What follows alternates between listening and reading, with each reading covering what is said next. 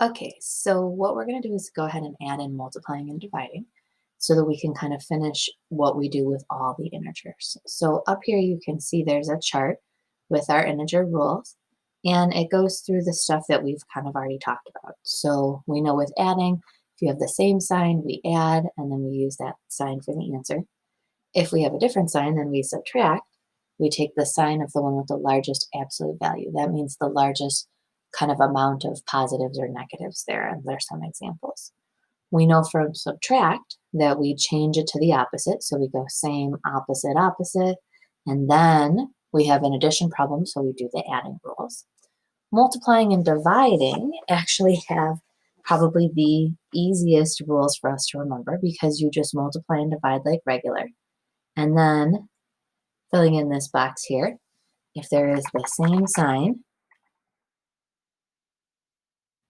it's going to be a positive answer. Oops. And if there is a different sign,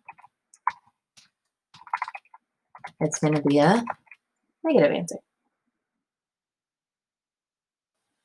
And that's pretty much it with the multiply and divide rule. And we kind of saw what that was with the activity that we did in class.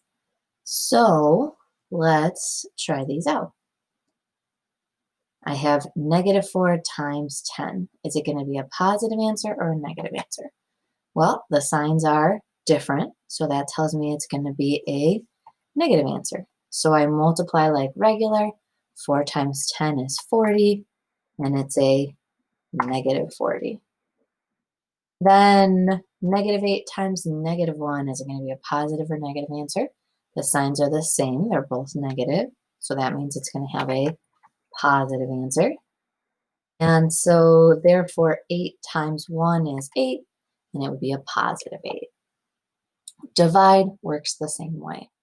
So -40 divided by -10, the signs are the same because they're both negative, which tells me I'm going to have a positive answer. So 40 divided by 10 would be 4, and we said positive, so positive 4. And 8 divided by -1, positive or negative answer. The signs are different, so it would be a negative answer. So 8 divided by 1 would be 8, and then we'll make it on -8 since the signs were different.